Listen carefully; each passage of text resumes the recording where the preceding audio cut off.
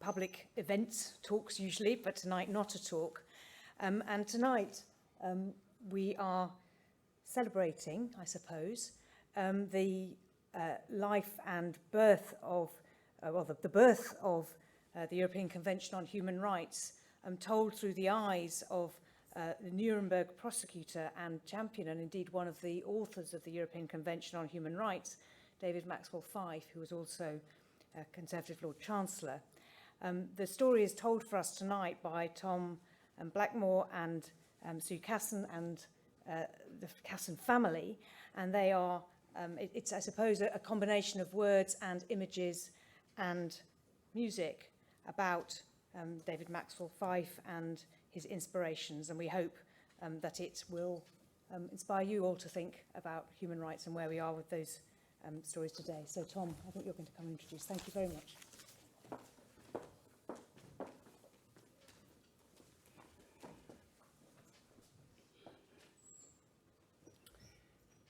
Good evening. Mansfield College has a special place in this project. In October 2016, your previous principal, Helena Kennedy, invited us to perform a performance which was, in retrospect, really a premiere and a launch for the work that we as a family have done over the past 5 years, and which, in some ways, is at present drawing to the close. During the next 40 months, we will all be building up to the 75th anniversary of the Convention, during a time in which the fabric of the human rights is at risk. We're dedicating our performance tonight to Jonathan Cooper, who we know you know about, because you are the host of the Jonathan Cooper Chair of the History of Sexualities. We knew Jonathan as a friend to this project for over 15 years.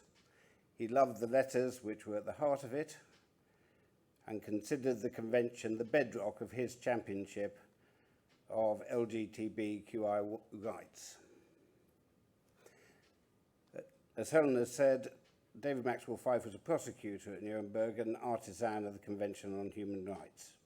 And he saw those two roles as forged as one. A few weeks ago, a movement called Justice for Ukraine published a declaration asking for the establishment of a special tribunal to try the leaders of Russia with the crime of waging aggressive war, which at the time of Nuremberg was known as the crimes against peace. This demand grew from a seed planted by Philippe Sands. I was asked to sign the declaration by Philippe as a grandson of Maxwell Fyfe. Now the Ukrainian government, other European governments, the Parliamentary Assembly of the Council of Europe, and yesterday the European Union Parliament have joined in a demand for a special tribunal. And we all wanted to do more to support that movement.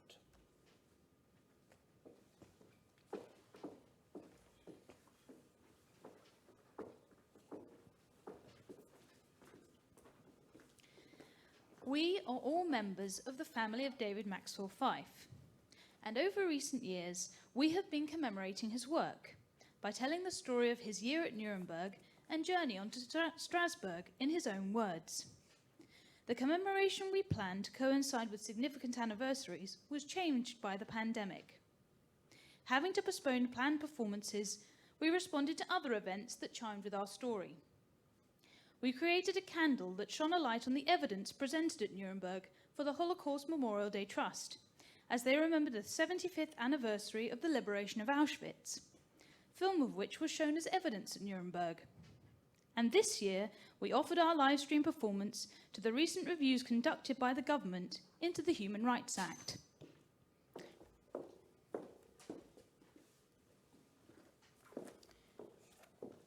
Now we are telling our story for Justice for Ukraine, to show that dictators have been brought to justice and can be again. Dreams of Peace and Freedom tells how Maxwell Fyfe's belief in natural law of the Scottish Enlightenment was the central part to his life, justice and how it was conducted, and how it is the cornerstone to the building of a good society. The barbarian may always rise up, he believed, but after the barbarian's work, justice is necessary to restore natural order. There can be no peace without justice, and this will once more be true in Ukraine. At the Grammys this year, in a moving televised message, President Zelensky asked the world what war, the silence of ruined cities and killed people, what the opposite of that was. And the answer he gave was music.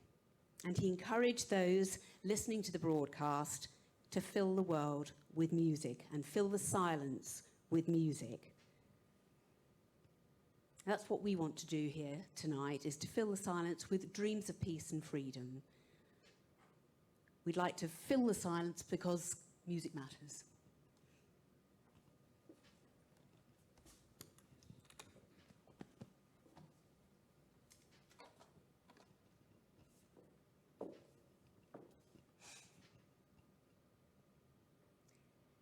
It is that which we forget, but should remember, that haunts us. As we drop our guard and let ideas that matter slip from our minds, the ghosts of history that will not lie still rise up to unsettle us. This is a ghost story and an exorcism. The ghosts of 20th century fascism will not desist, nor their victims, nor happily the ghosts of those who rebuilt after the desolation. They will reawaken the memories and assuage the fear. David Maxwell Fyfe was a successful mid-20th century lawyer and politician. I would describe my role as that of an actor, given a small walking-on role in a mighty drama. Few people may notice him, but he sees a good deal. For a short period of time, from the late autumn of 1945 to the early winter of 1950, David Maxwell Fyfe rose from the shadows to become centre stage in the shaping of the world that was to come. He was born and brought up in Edinburgh with holidays in Sutherland. Then, at 18, he came to study in Oxford, and as a young lawyer, he served on the Northern Circuit in Liverpool. Here he met his wife, Sylvia Harrison, and in Liverpool as well was the constituency of West Derby that he was to serve as an MP. David Maxwell Fyfe believed in law as a lively, natural force.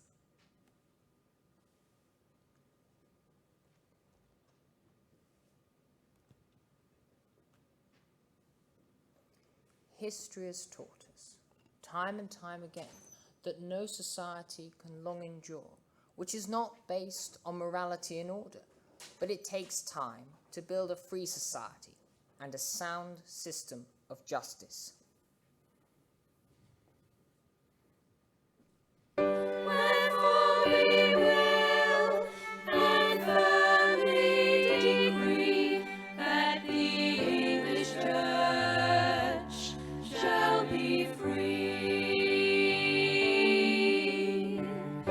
and that the subjects of our realm shall have hold of aforesaid liberties,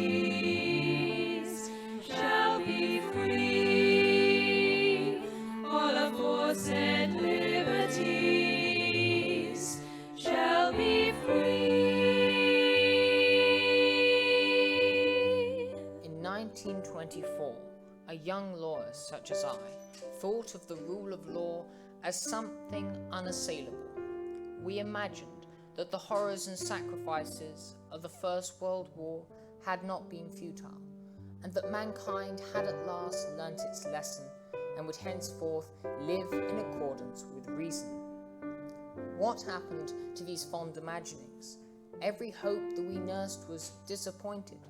Reason was once more dethroned. One brutalizing dogma after another bore dreadful fruit. Rights and concessions freely, quietly, duly, and in peace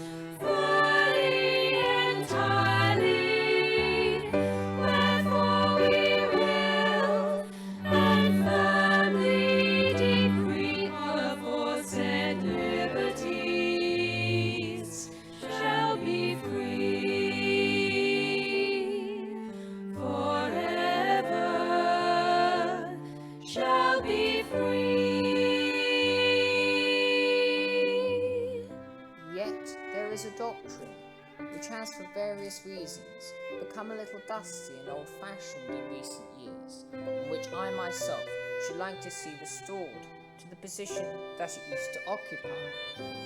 I refer to the doctrine of the law of nature. You may throw out nature with a pitchfork, said a Latin poet, who was also a good gardener, but she will always come back.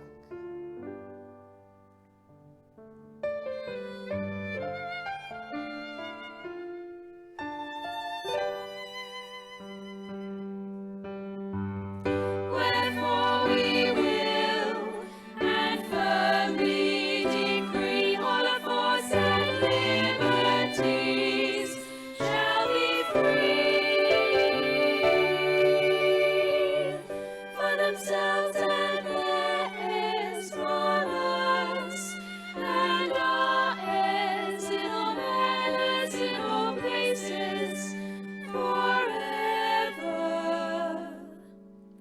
Forever, as has been said.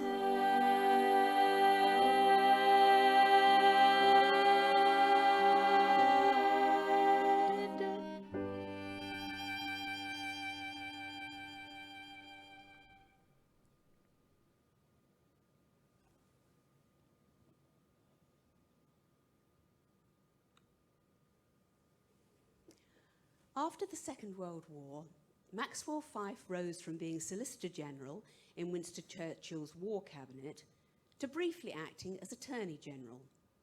In this capacity, he chaired the London conference that established the Nuremberg War Crimes trials.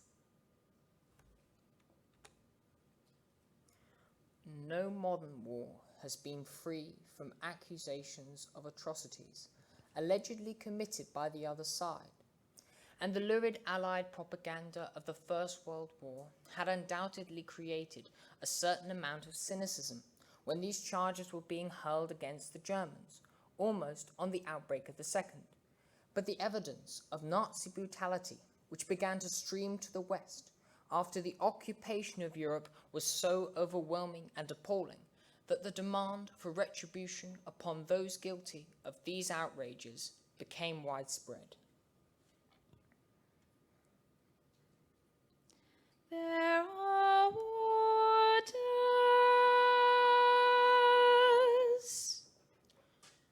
Within a day or two of my appointment as Attorney General on May 28, 1945, I went to Claridge's to have my first conversation with Mr. Justice Jackson, who'd been commissioned by President Truman to deal with the problem of what to do with major war criminals on behalf of the United States. There are waters blown. A number of choices were open to us. One was to select the defendants and give them a hearing. In such event, natural justice demanded that we should inform them clearly what charges were against them, produce to them the evidence in which these charges were based, and give them a full opportunity of answering them.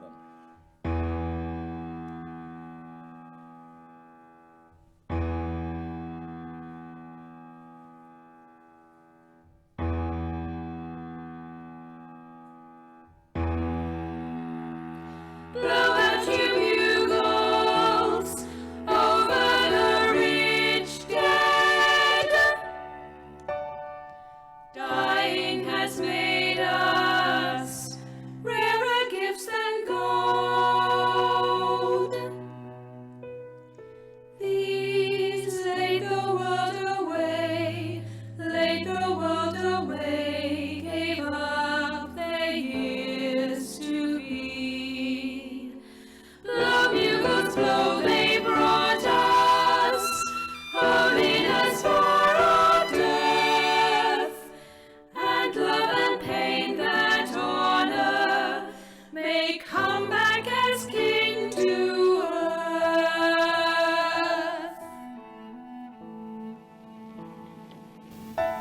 That far great nations, flushed with victory and stung with injury, stay the hand of vengeance, and voluntarily submit their captive enemies to the judgment of the law is one of the most significant tributes that power has ever paid to reason.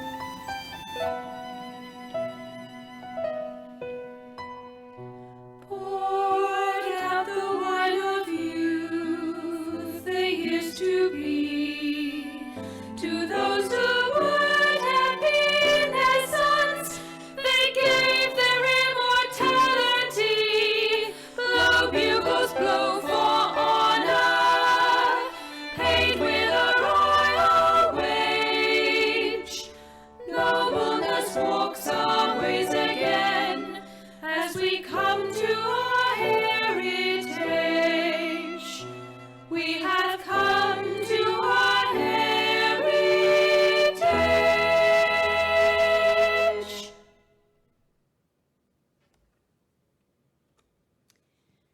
When his party lost the 1945 general election, Maxwell Fyfe was out of office. But his Liverpool colleague and friend, Hartley Shawcross, now Attorney General, asked if he would lead the British prosecution in Nuremberg. The British War Crimes Executive, the body created by the government to deal with war criminals, was at that time situated at Church House, just around the corner from the Houses of Parliament and the Maxwell Fyfe's flat in Great Peter Street. Darling, this is from the plane. Darling, I shall write a little today and finish over the weekend and take it down to Church House on Monday in the hopes that this will reach you and that I will hear from you soon. My dearest angel, it is horrible being without you, and although I try and stand by our old ability to take it, the prospect is vile. Really, these first 3 days have been so long that I hope sincerely that they will pass more quickly by and by. We are in Zerndorf, a village about 5 miles out. It is pleasant, fine wood country, and it looks lovely today. I got your letter with the greatest joy and relief at tea time. I hope so much you got mine. It seems less remote when I know the details of what you are doing. I had never been away from them in 20 years. My job is partly conducting a seemingly unending international conference, partly running a small department, partly commanding a military unit, and lastly, getting a case up for trial. As I was writing these words, your sweet letter came, which cheered me up enormously. I could kill all the ruddy people who are being such a bore. It may be excellent for your psychology, but it makes me mad. If you don't complain, I know I mustn't, but time goes very slowly. I have fixed a delegation conference at 9:15 each morning for allocating work and receiving reports. This is a rather successful Nuremberg innovation because everyone can bring up their thoughts and troubles, and it makes them feel that we're in the show together. It sounds frightfully Western Brothers, but it happens to work. Whilst her husband was in Nuremberg, Sylvia took care of his constituency business in Liverpool. I have done the inaugural meeting at Green Lane and a party given by the councillors at Buckfield. Everyone was perfectly charming, and the men will treat me as one of themselves, so it will tide over till you return if I do it fairly often. Your message, which I read, was a great success, and I told them all a great deal about Nuremberg, in which they were most genuinely interested. Thank you for your magnificent doings in Liverpool. You are the most amazing success. Not the happiest adjective, but you know what I mean. The Russians threw the usual October Revolution party, which we have so often rushed through together at the Soviet embassy. I proposed the toast to the Red Army. The interesting thought was to look back 10 years and wonder what we should have said. If anyone had foretold that in 10 years I'd have been proposing the health of the Red Army in a conquered and shattered Nuremberg. The letters speak of a deep desire to tell one another what's going on, and perhaps, at least in Fyfe's case, to keep an informal record of extraordinary times. But more, they show how he found the strength to tackle the evidence of Nazi brutality. I went to a preview of the Russian film in Auschwitz concentration camp.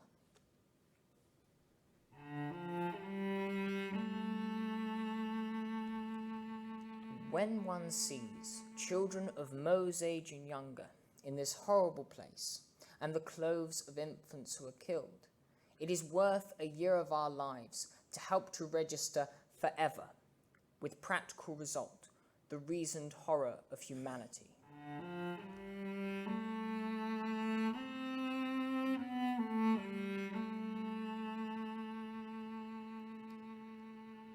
These hearts were woven of human joys and cares, washed with sorrow swift to mirth.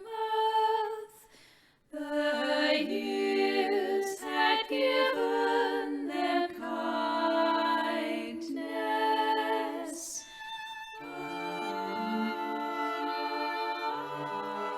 It is just as well that in respect of the Nazi war crimes, the apologist of the future will be confronted by the admissions of the many found guilty and the mass of incriminating documents produced at the trials. Dawn was theirs, and the sun set, and the colors of the earth. They had seen movement and music, till honor lost its worth. Known slumbered, waking, loved, had gone proudly friended, touched flowers, touched furs, touched cheeks, sat alone. All this is ended.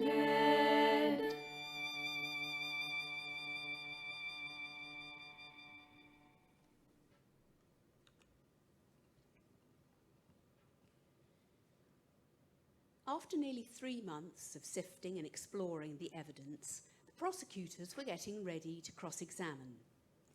But not before David received a visit from Sylvia. I had a serious word with Sink about your coming visit.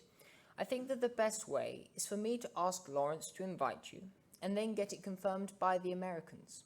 There will be no difficulty, I am sure. It would be wonderful to see you here and laying on visits to the Blue Danube and even the somewhat grey Grand Hotel. You have been clever and persevering about my visit. The chief pleasure is that you must really want me to come out, as much as I want to come. We shall have a grand time. Pointing out the sights will be fun enough, and we shall try and arrange some less formal parties, which will, I hope, not be unamusing.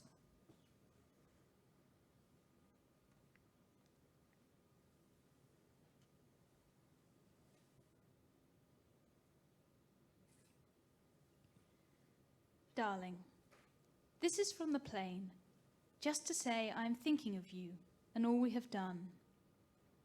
I can now picture your life and surroundings, which make them seem less remote, and we are on the last lap.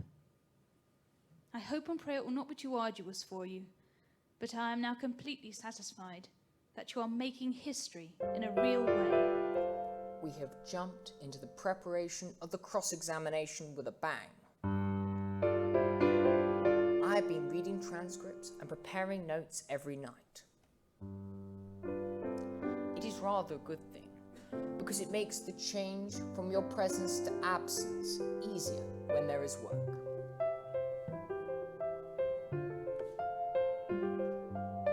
Now God be thanked, who has matched us with his errant court our youth, and wakened us from sleeping. Now God be thanked. We started the pruning of the defendants, witnesses and documents. Saturday, in open court, the other delegations, so strangely enough, left this detailed task to me, and I spent the day until 4 o'clock, bobbing up and down, arguing with the German counsel. I thoroughly enjoyed it. Now God be thanked, who has matched us with his errant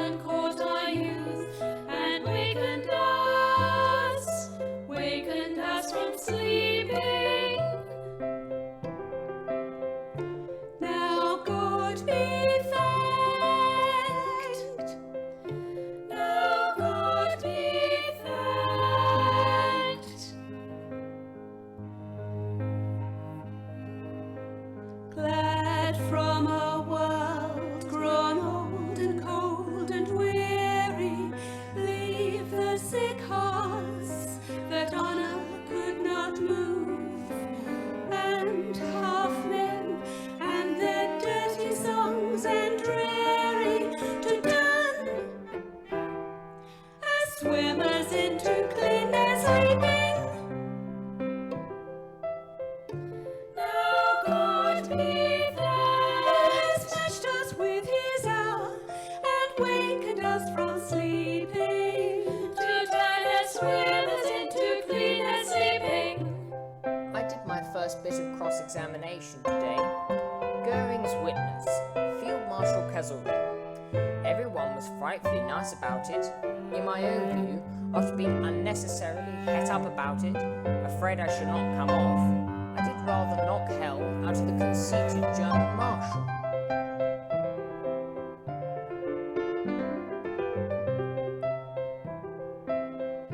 Now God be thanked, who has matched us to his hour and made sure, clear eye and sharpened power. That swimmers into cleanness leaping, swimmers into clean. We who have known shame, we have found rest there. As swimmers into cleanness, as swimmers into cleanness, as swimmers into cleanness, now God be thanked. Now, the escape about which I'm asking you took place on the night of the 24th to the 25th of March. I want you to have that date in mind. The decision to murder these young officers must have been taken very quickly, because the first murder was actually took place on the 26th of March. You agree with that? It must have been taken quickly. Ich nehme an, dass der Befehl, so wie ich später gehört habe, sofort gegeben worden ist. Der steht aber in keinem Zusammenhang mit diesem. No, we're finished with that document now. We're going on to this, the murder of these young men. The Großfahndung, a general hue and cry, I think would be the English translation, was also issued at once in order that these men should be arrested. Isn't that so? Das ist richtig. Bei jedem Ausbruch, wo eine solch große Anzahl Gefangener ausgebrochen ist, trat automatisch im ganzen Reich die Großfahndung ein. Das heißt, alle Dienststellen mussten aufpassen, die Gefangenen wieder einzubringen. I think that my cross-examination of Goering went all right. Everyone was very pleased. Jackson had not only made no impression, he actually built the fat boy up further. I am surrounded by beautiful newspapers, full of quite hysterical praise for you. Last night, we heard you on the air in the news. And this morning, I took Pam with me to the BBC, where they had worked out a most interesting programme of your cross-examination of Goering. Your voice and whole personality came right into the room.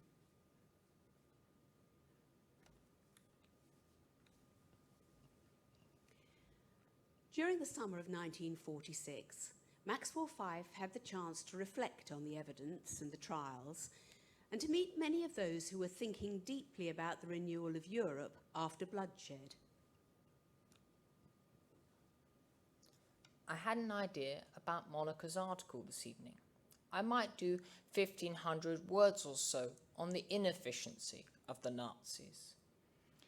It seems most necessary to get some anti-Nazi propaganda about. Everyone seems to have forgotten, and coming fresh from its surroundings as I have done, I cannot believe people can forget so fast. We must never look the other way again. Where Nazism failed, the potential myth. It is not unusual, although extremely irritating, to meet people who say, I quite agree with you, that Nazis were ruthless brutes, but they did get results. They were extremely efficient. The danger of such a viewpoint is obvious. It is out of such a superficial lack of faith, culminating in temporary fits of depression, that nations have lost their democratic government and have succumbed to some sort of tyranny. It is therefore not without value to study this criticism and to prove its basis in fact. I myself believe that it is profoundly untrue, and that the more that one examines the results of the Nazi system, the more convinced one becomes that the system is bad in itself and has inevitably led to blunders as well as crimes. I got your letter with the article from Monica today. I think it is really first class, and I was most tremendously interested in it myself. I feel sure nobody in this country has thought or known about these facts before.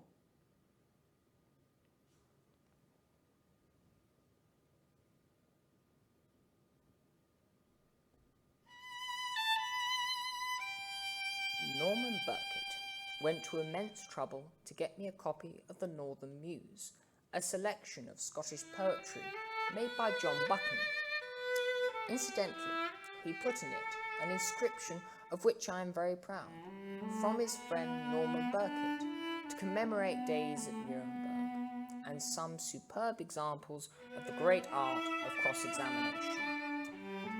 Why I really mentioned it, I swear, you believe me, thousands wouldn't. It's for Norman's favourite poem, which rather expresses our mood just now.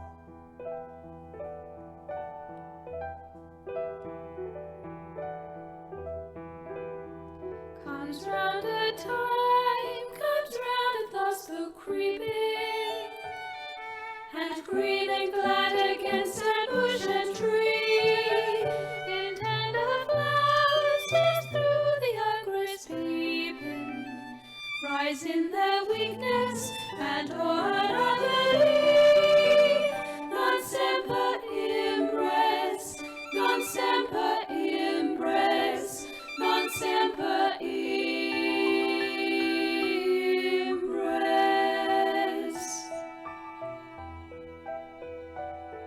I saw Hilary at the speakers, and he told me he was doing a talk, but was not allowed to mention horrors. We really are all mad. What do they think this trial was about? Thus nature sorrows and forgets her sorrow, and reason soberly approves our way. Why should we shut our eyes against tomorrow? Because our sky was clouded yesterday. The law is a living thing. It is not rigid and unalterable. Its purpose is to serve mankind, and it must grow and change to meet the changing needs of society. The needs of Europe today have no parallel in history.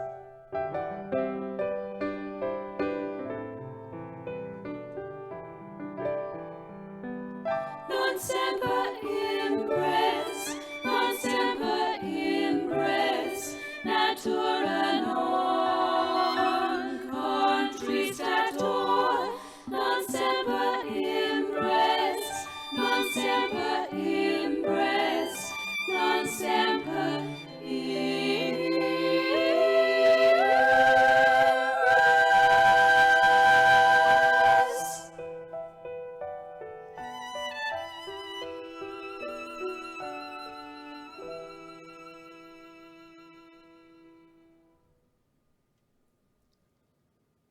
It might be presumptuous of lawyers who did not claim to be more than the cement of society, to speculate or even dream of what we wish to see in place of the Nazi spirit.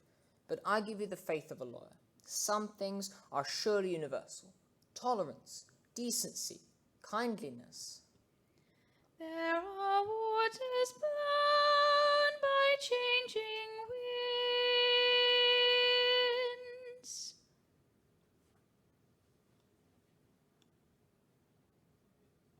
When such qualities have been given the chance to flourish in the ground that you have cleared, a great step will have been taken. It will be a step towards the universal recognition that sights and sounds, all happy as a day, and laughter learnt of friends, and gentleness and hearts at peace, are not the prerogative of any one nation. They are the inalienable heritage of mankind.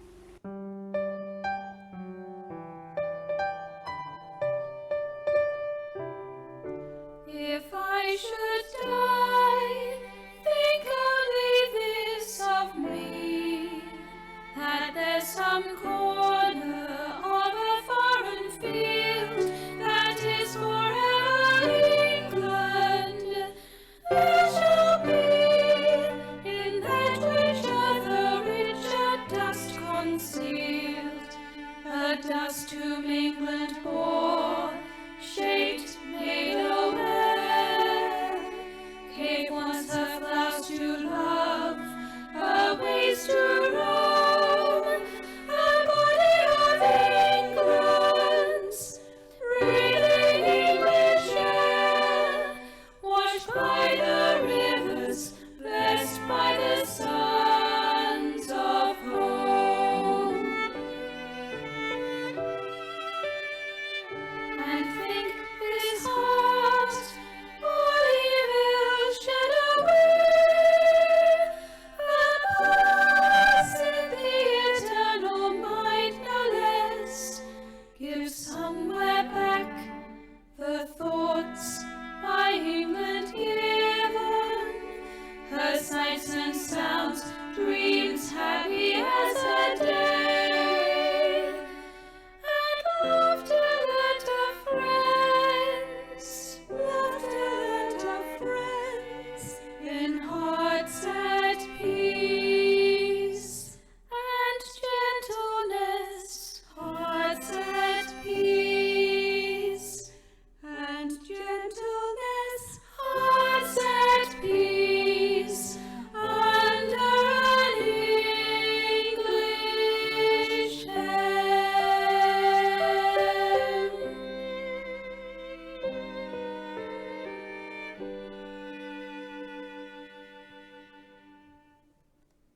On his return from Nuremberg, Maxwell Fyfe pursued these ideas of natural justice, natural law, and human rights in papers and speeches.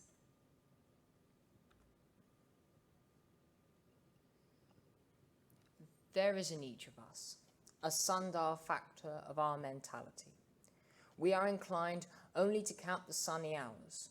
Moreover, after exhausting wars, men tend to suffer a weariness of mind. This lassitude can make them shrink away from facing the limitations of human nature. It can produce a facile skepticism about their evil deeds. New generations dislike reading the history of the gas chambers, and so the fact that men claiming to be civilized put millions to death in the gas chambers slips from history. Most people approach the subject of war crimes trials fundamentally either as a cynic or an idealist. This is, I think, because in essence the case for or against trying war criminals depends on that controversial subject which has become succinctly known as human rights. Your cynic says, human rights? There are none. Your idealist, however, takes the view that there are certain rights and freedoms, not created by lawyers, but to which mankind as such is heir and which cannot be alienated. It is a conception akin to the idea of the law of nature, which has had such a wide influence on relationships in past centuries, although now somewhat outmoded. The idea of fundamental human rights is one in which I firmly believe. We have found safety when all things undying, the winds and morning, tears of men and earth, the deep night, birds singing and clouds flying, and sleep and freedom and the autumnal earth. We have found safety. We have found safety. That's not for. We have found safety. That's not for time's throwing. We have found safety. Blessed security.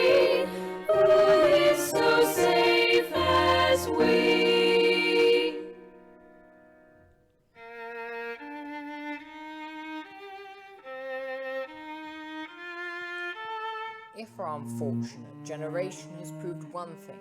It has demonstrated that the barbarian is not always behind us, but always underneath us, ready to rise up. Deep night, morning, sleep and freedom. Deep night, morning, both sleep and freedom. Deep night, safety and freedom in the autumn. Deep night, safety and sleep and freedom. Deep night, safety. We have found safety and freedom in the autumn. Deep night, morning, sleep and freedom.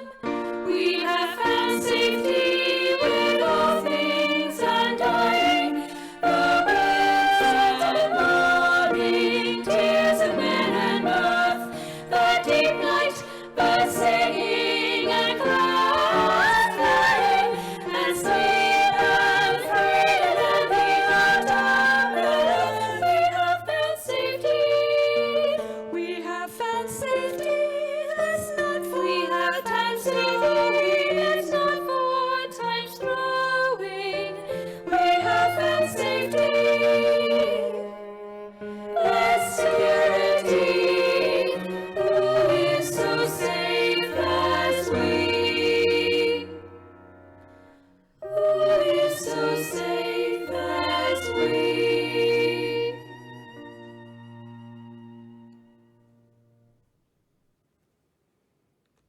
Sooner than he might have expected, Maxwell Fyfe was given the opportunity to put these ideas into action. There are waters blown.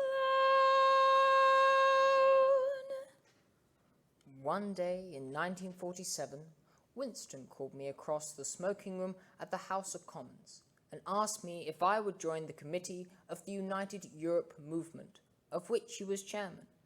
I had always been anxious to do something positive after the part I had played in destroying the Nazi ideology, and I accepted with enthusiasm. I wanted to do something about human rights.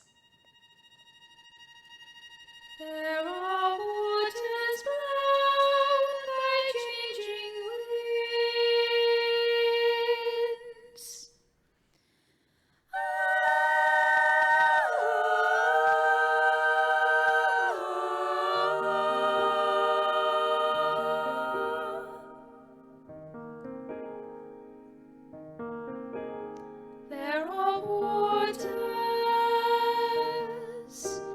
There are waters blown, stormy waters, blown by changing winds to London, and lit by the rich skies all day. Our draft had at its basis security for life and limb, freedom from arbitrary arrest, freedom from slavery and compulsory labor, freedom of speech, freedom of religion, freedom of association, freedom of marriage, the sanctity of the family, equality before the law, and freedom from arbitrary deprivation of property. I was very anxious that we should get an international sanction in Europe behind the maintenance of these basic decencies of life.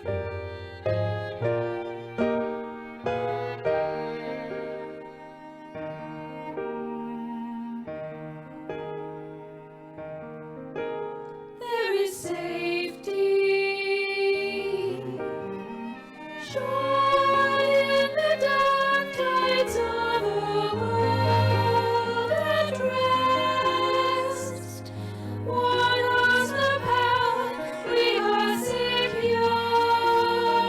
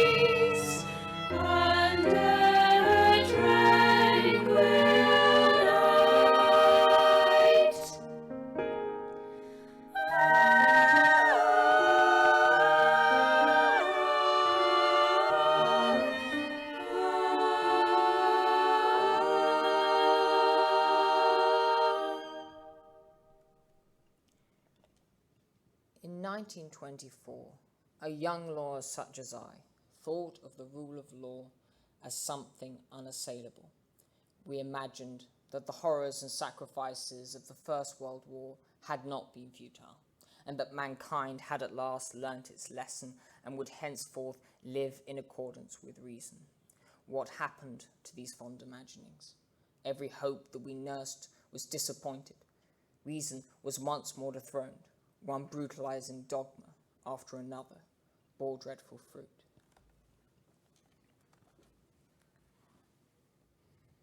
Whereas the members of the General Assembly of the United Nations have proclaimed the Universal Declaration of Human Rights approved, and whereas the Declaration proclaimed that every organ of society should strive to secure their universal observance, should strive to secure their universal observance. In those times, many felt with the great Irish poet that the best lacked all conviction, whilst the worst are full of passionate intensity. In this situation, some lost their nerve, and in the years of tyranny that seemed to have been loosed upon the world took comfort in doctrines that exalted authority. They lost confidence in the free legal and political systems of the Western world. However, as it turned out, there was no need to be so alarmed or so doubtful about democracy's power to survive.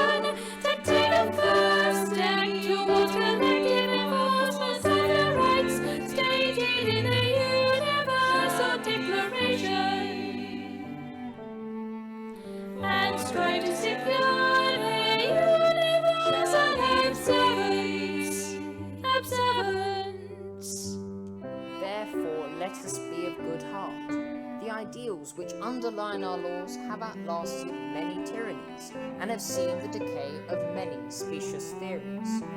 The reason why this anvil has broken many hammers is that this is comfortable with the best side of human nature and an expression of the highest reason of mankind. Moreover, our laws are not static, any more than our society or human nature are static. Their roots, well grounded in history and watered by wisdom, are constantly putting out fresh branches and leaves for the comfort of all people.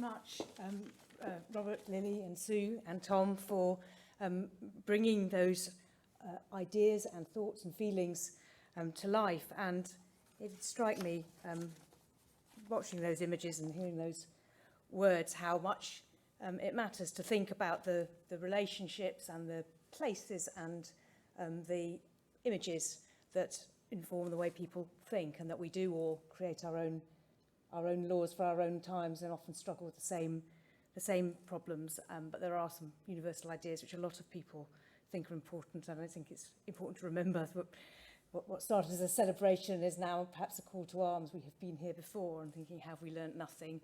And let's hope that this helps us to do so.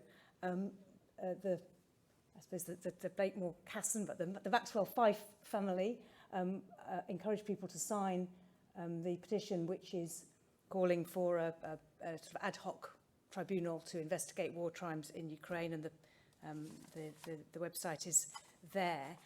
This is a free event, concert, but if anybody wants details for the Disasters Emergency Committee, I think Hassan is going to be handing those out as we go out, or alternatively, Mansfield College is part of the Oxford University scheme to provide scholarships for Ukrainian students, and at least 20 colleges in conjunction with the university, and Bailey, I see Helen Ghosh is here too, is one of them, will be providing free scholarships and accommodation for students from Ukraine next year, and a stipend.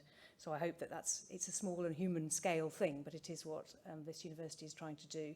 So if you feel moved to want to contribute to either of those, Asma will have the forms and details to do that. But thank you all very much for coming. And it was really wonderful to have something that wasn't just a talk in our series of public events. So thank you all very much indeed. It was really wonderful. Next Friday is one of our annual lectures at Mansfield. It's the Milton Lecture. And this year it's going to be given by the Reverend Charles Brock, who was a chaplain at Mansfield for many years and who, in fact, endowed the lecture, and asked for it to be named for Milton, who's a great hero of his. And it's going to be about Milton and Jefferson's ideas on education, tyranny, and superstition. So anyone who wants to come to that, please do, or spread the word to other people. But in the meantime, thank you all very much for coming, and thank you all very much for a wonderful evening. Thank you.